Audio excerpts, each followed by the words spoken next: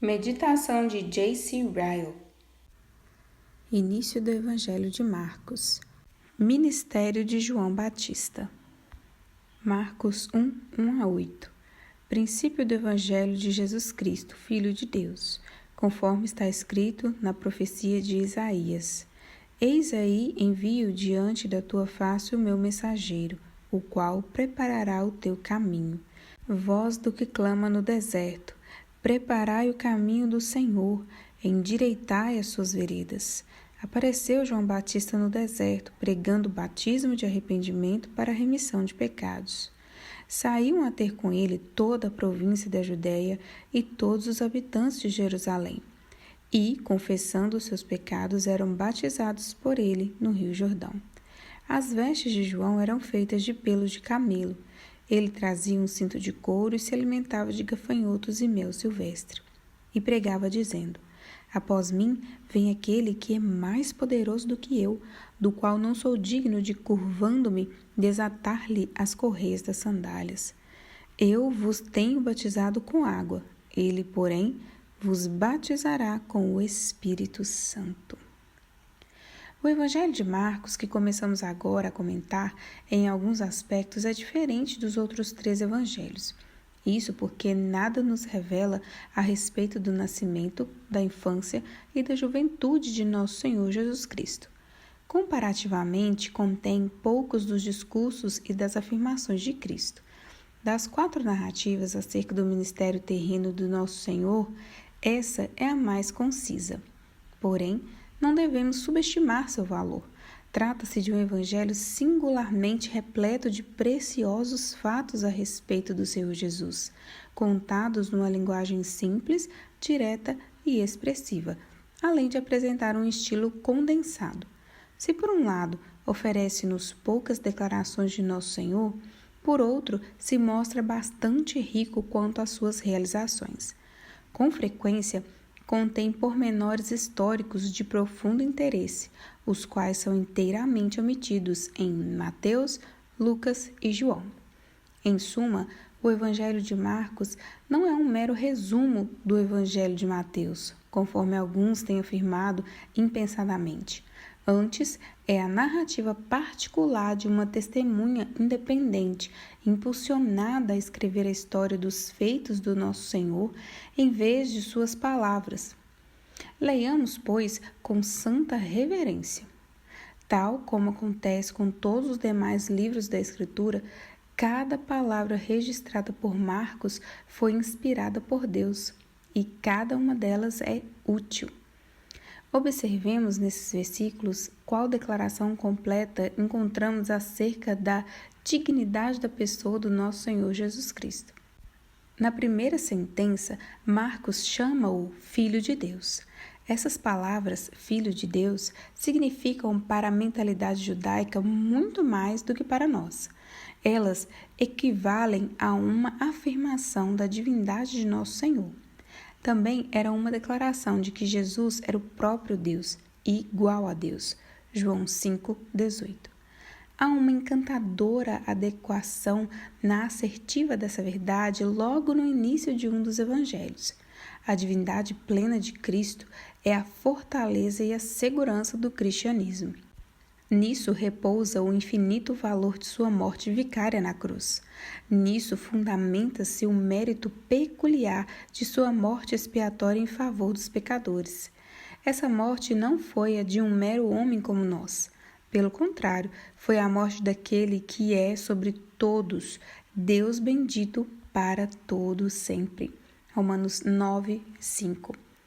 Não precisamos admirar que os sofrimentos de uma única pessoa tenham servido de propiciação suficiente pelos pecados do mundo, se nos lembrarmos que o sacrifício foi o próprio Filho de Deus.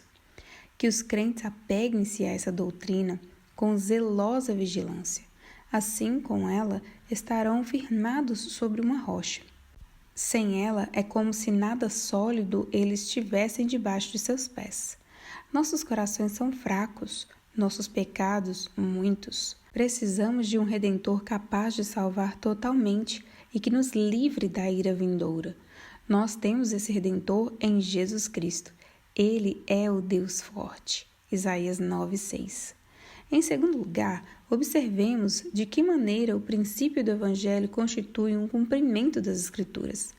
João Batista deu início ao seu ministério conforme está escrito na profecia de Isaías. Na vinda de Jesus Cristo a este mundo, nada houve de inesperado ou de improvisado. No começo do livro de Gênesis, encontramos a predição de que o descendente da mulher haveria de ferir a cabeça da serpente. Gênesis 3:15. Por todo o Antigo Testamento, essa mesma profecia aparece com constante e crescente clareza.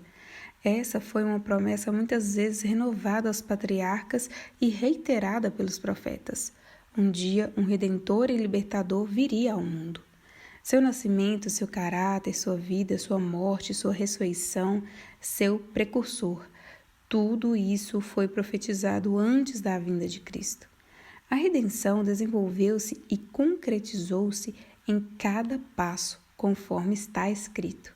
Devemos sempre examinar o Antigo Testamento com o desejo de encontrar nele algo a respeito de Jesus Cristo.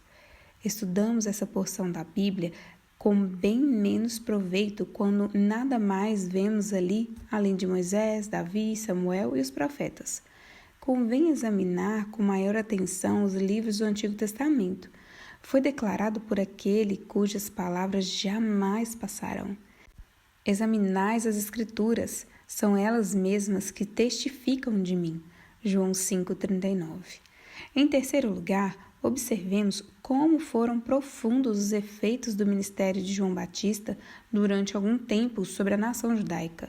Somos informados de que saíam a ter com ele toda a província da Judéia e todos os habitantes de Jerusalém, e confessando os seus pecados, eram batizados por ele no Rio Jordão. O fato aqui registrado é um daqueles frequentemente negligenciados.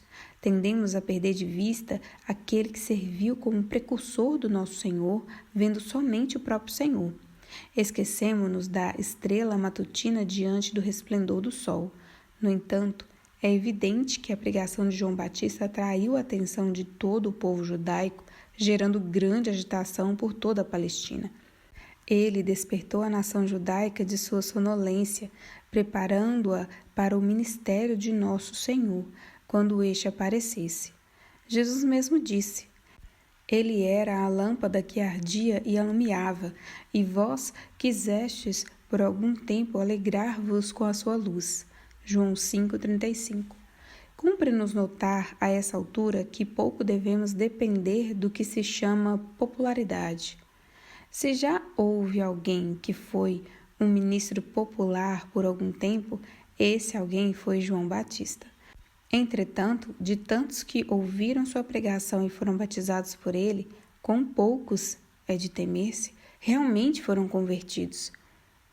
Alguns, segundo pensamos, como André, foram guiados por João Batista até Cristo. Contudo, a maioria, com toda a probabilidade, morreu em seus pecados.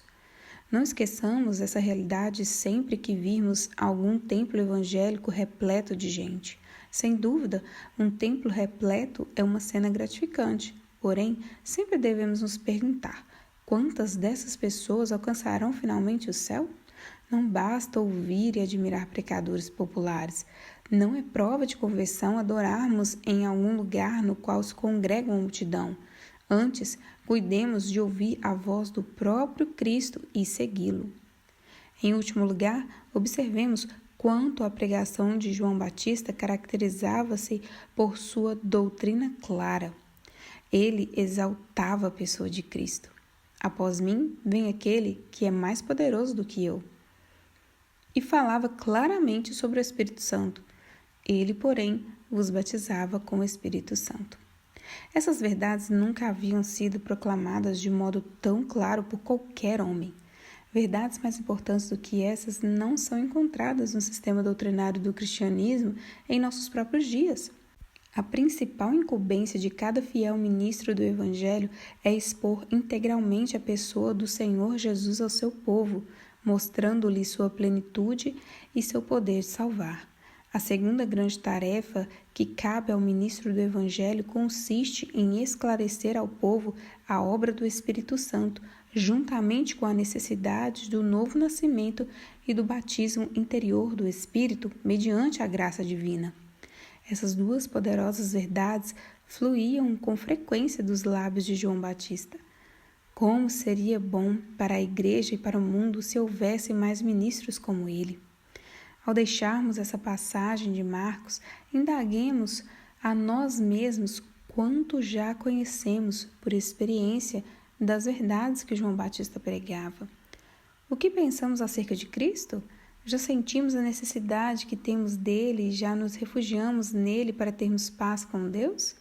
Jesus é Rei sobre nossos corações e sobre tudo o que diz respeito às nossas almas? O que pensamos do Espírito Santo? Ele já operou qualquer obra em nossos corações? Ele já os renovou e os transformou? Já nos tornou participantes da natureza divina? A vida e a morte dependem de nossas respostas a essas indagações.